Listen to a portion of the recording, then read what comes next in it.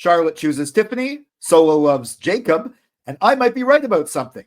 These are my assorted thoughts on the February 14th, 2025 WWE Smackdown.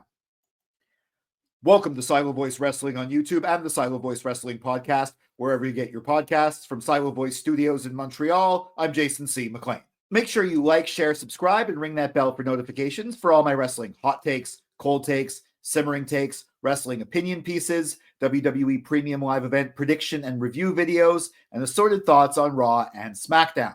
Now, I'm recording this February 17th. It's Monday. It's around noon, so there's Raw tonight. It's very snowy outside, blizzard conditions.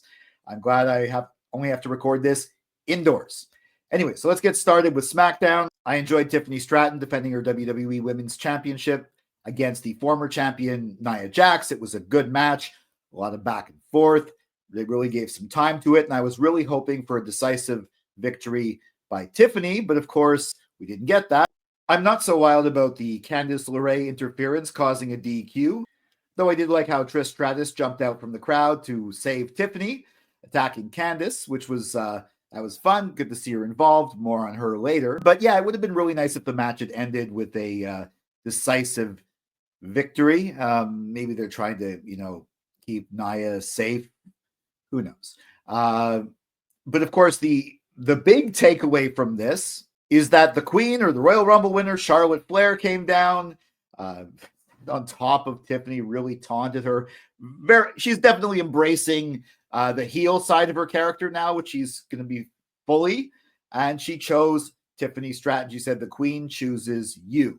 So we have our second WrestleMania match made official for the WWE Women's Championship. The champion, Tiffany Stratton, defends against challenger Charlotte Flair. Good. That's the match I wanted. I even though I wasn't so thrilled with how the match that preceded it ended, I'm really glad with this result. I think that's going to be a great match. I'm not sure if Tiffany might win. I kind of hope Tiffany wins, but you know what? If Charlotte wins and Tiffany chases her again for the title, wins it back at SummerSlam, it's great because Tiffany is clearly now a babyface. So much so that at Elimination Chamber in Toronto, Trish Stratus's hometown, we have Tiffany Stratton and Trish Stratus versus Nia Jax and Candice LeRae. I mean, it's not official yet, but it will be official. I'm looking forward to that.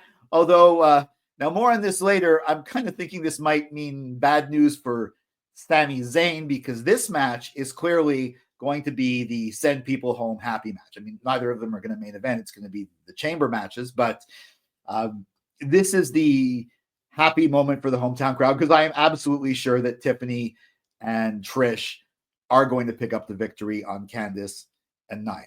For the other main through line, we started off with Cody Rhodes, doing his usual spiel. And then, of all people, Drew McIntyre came out. But I mean, I guess I'm not surprised that Drew McIntyre came out. He's the one who always interrupts when you don't expect him to interrupt. And he was just bitter about how Cody mentioned his name. But this was just all to bring out Jacob Fatu. And if we're sure that Tiffany's a babyface now, I think Jacob's headed that way too. I mean, depends on who he's talking to, I guess. But when he was talking to Drew, the crowd was treating him like a babyface.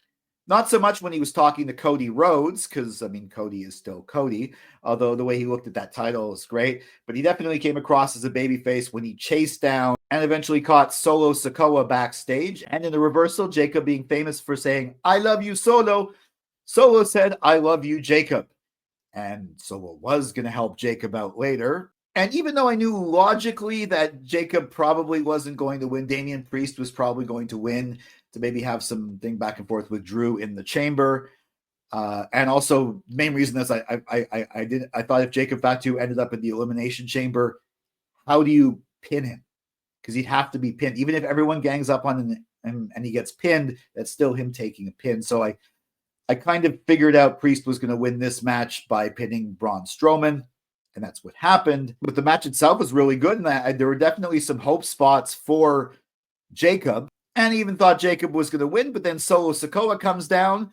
All hell breaks loose. Cody Rhodes comes down. There's a mix-up where Cody ducks, and Solo hits Tama Tonga, leading to some, tension between Solo and Jacob. I don't know if they're going to turn Jacob babyface right away by turning on Solo. but they just might, maybe Solo and Jacob is a fight for WrestleMania. Who knows? I mean, to be in a singles match in WrestleMania as a well over babyface in your first year, it's impressive. But of course, Jacob Fatu is incredibly impressive. And it was nice that they had Cody and Priest both looking at the WrestleMania sign, but really, we know that's not going to be the match. They're both going to be in WrestleMania, but they're going to be in very different matches, very different positions. There's no one who does an earnest, believable, like honest, down to earth, babyface, like camera promo than Sami Zayn. Made some very good points. I mean, and yeah, now he's going after Kevin Owens because Kevin tried to end his career, which makes perfect sense. KO's retort was as beautifully delusional as ever, as it's been recently at least. He completely ignored the obvious fact that Sami Zayn pointed out that for Kevin Owens, being a good friend means knocking another guy off a ladder to help him cheat to win. But he sounded on point. I'm really looking forward to this match. But it's not official, but he basically said the match is going to be at Elimination Chamber. Now, I definitely understand why they're doing this. Elimination Chamber is in Toronto, and they are both Canadian. And yes, for the WWE, Cardiff, Wales is Scotsman Drew McIntyre's backyard. So Toronto, they don't really know the difference between Toronto and Montreal, but still, both these guys definitely. Sami definitely is going to get cheered. You can only do you can only put Owens against Zayn in Toronto at this point without risking Owens getting cheered, which I don't think they want. I think against Sami Zayn, he'll get booed. It's going to be a hell of a match. I'm wondering, though, why not do this match at WrestleMania? It seemed like they were setting this match up for WrestleMania. I'm guessing what might happen is that Kevin Owens is going to fight Randy Orton, which is a great match, and Sami Zayn is going to fight Karrion Kross. Kross is sort of getting more interesting, but I don't think he's really made it out of the lower mid card yet. Maybe fighting Sami will elevate him. Maybe it'll be a really good match.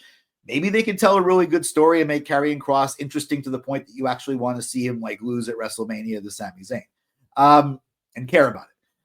Regardless, what I said earlier when I was talking about Trish Stratus and Tiffany Stratton versus Nia and Candice, that's the feel-good match for the Toronto audience. So that means that maybe Sami might not win this one.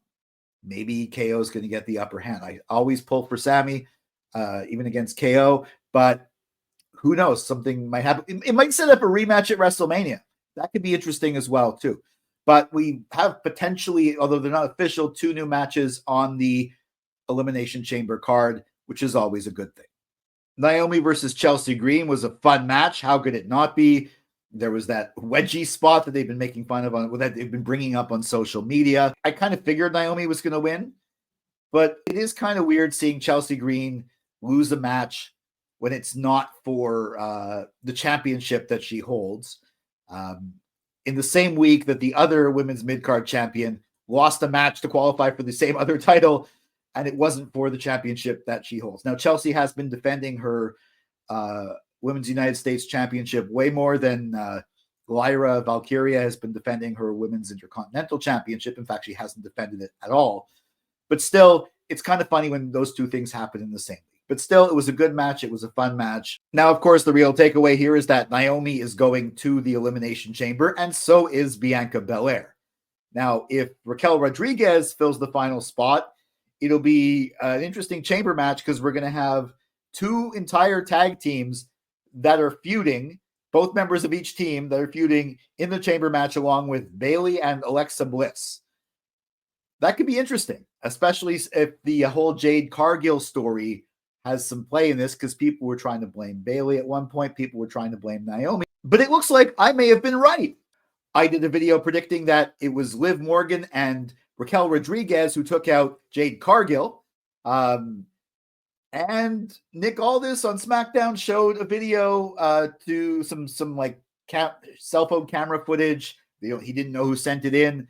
Showed it to Naomi and Bianca, showing Liv and Raquel walking near the scene of the crime, I guess.